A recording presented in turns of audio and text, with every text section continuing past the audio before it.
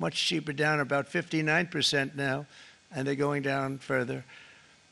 We charge 2.8% for so many things that other countries are charging 200%, 300%, and 400% for. If imposing tariffs and protective barriers made nations poor, then every country on earth would be racing to eliminate these policies, and China would be the first on line. They run a very strong country, but they're not first in line, and the American people are paying a very big price.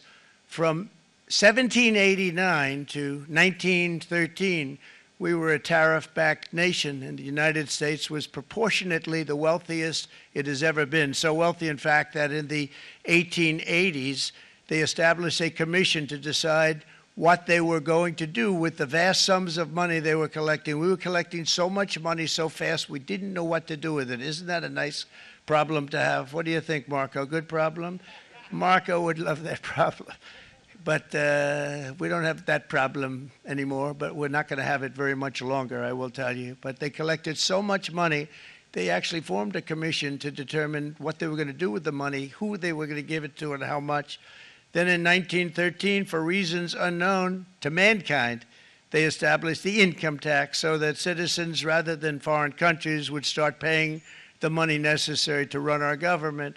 Then in 1929, it all came to a very abrupt end with the Great Depression, and it would have never happened if they had stayed with the tariff policy. It would have been a much different story. They tried to bring back tariffs to save our country, but it was gone. It was gone. It was too late. Nothing could have been done. It took years and years to get out of that depression, far longer than even FDR had that office right over there for a long period of time.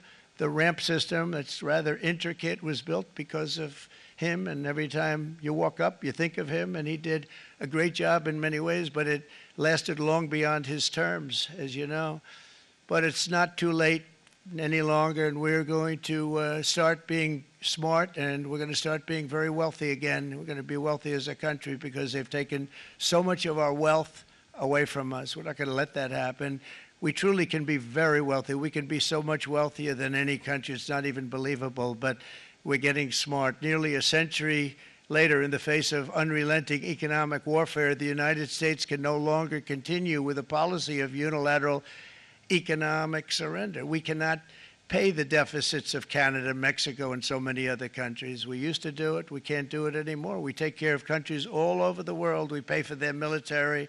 We pay for everything they have to pay, and then when you want to cut back a little bit, they get upset that you're not taking care of them any longer. But we have to take care of our people, and we're going to take care of our people first, and I'm sorry to say that.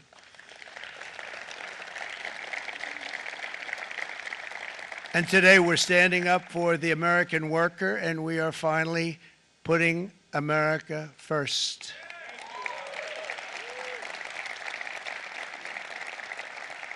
In Sleepy Joe Biden's last year in office, the United States hemorrhaged 100,000 manufacturing jobs, and the number was going through the roof at levels never seen before.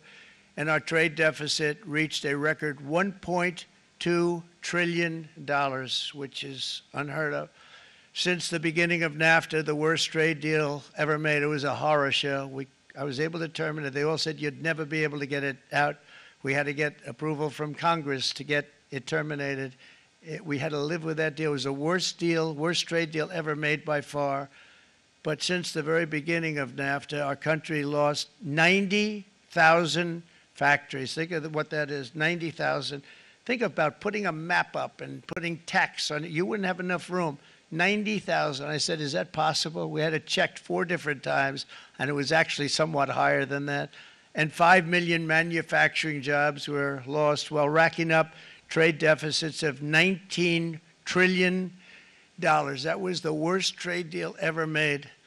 As a result of these gigantic losses, foreign nations now own $26 trillion more of American assets than think of this, than the Americans own of their own foreign assets or other foreign assets. The United States can no longer produce enough antibiotics to treat our sick. We have a tremendous problem. We have to go to foreign countries to treat our sick. If anything ever happened from a war standpoint, we wouldn't be able to do it. We import virtually all of our computers, phones, televisions, and electronics. We used to dominate the field, and now we import it all from different countries. A single shipyard in China now produces more ships every year than all of the American shipyards combined. Think of that. And it was a business that we used to dominate. We used to dominate it totally.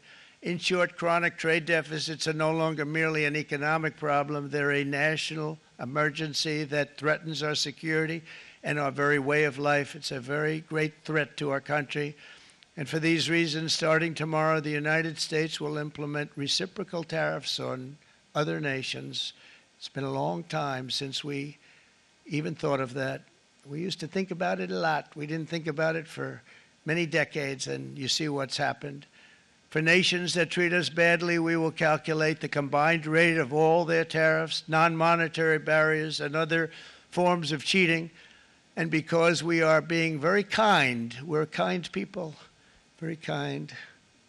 You're not so kind when you got ripped off with your salaries. My auto worker friends and my Teamster friends and all of the unions that typically voted Democrat, they're not voting Democrat anymore because worker, whether union or non-worker, they're for the Republicans now. That's what happened.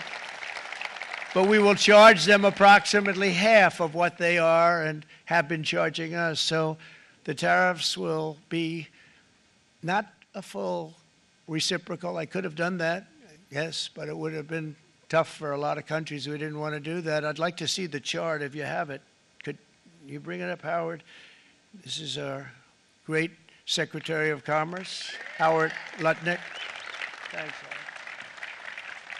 So if you look at that, China, first row, China, 67%. That's tariffs charged to the USA, including currency manipulation and trade barriers. So 67%, I think you can, for the most part, see it.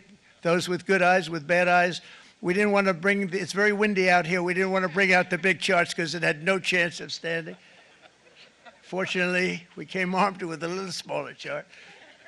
So it's 67%, so we're going to be charging a discounted reciprocal tariff of 34%. I think, in other words, they charge us, we charge them less. So how can anybody be upset? They will be because we never charge anybody anything, but now we're going to charge. European Union, they're very tough, very, very tough traders. You know, you think of European Union, very friendly. They rip us off. It's so sad to see. It's so pathetic. 39%, we're going to charge them 20%, so we're charging them essentially half. Vietnam, great negotiators, great people. They like me, I like them. The problem is they charge us 90%. We're going to charge them 46% tariff. Taiwan, where they took all of our computer chips and semiconductors. We used to be the king, right? We were everything. We had all of it. Now we have almost none of it, except the biggest company is coming in. We're going to end up with almost 40%. Lee Zeldin's working to get their approvals. And it's an amazing company. Mr. Wei, of one of the great companies of the world, actually, they're coming in from Taiwan, and they're going to build one of the biggest plants in the world, maybe the biggest for that. But 64%, we're going to charge them 32%. Japan, very, very tough, great people. And again, I don't blame the people for doing it. I think they're very smart in doing it. I blame the people that sat right in that Oval Office, right over there, right behind the Resolute desk or whichever desk they chose. Japan, 46%. They would charge us 46%, and much higher for certain items like cars, you know, little items like cars. 46%, we're charging them 24%. India, very, very tough, very, very tough. The Prime Minister just left, and he's a great friend of mine, but I said, you're a friend of mine, but you're not treating us right. They charge us 52%. You have to understand, we charge them almost nothing for years and years and decades, and it was only 7 years ago when I came in, we started with China and charged them. We took in hundreds of billions of dollars from China in tariffs, and they understood, honestly. President Xi understood. He said, look, I understand, and the other countries, and they all understand. We're going to have to go through a little tough love, maybe, but they all understand. They're ripped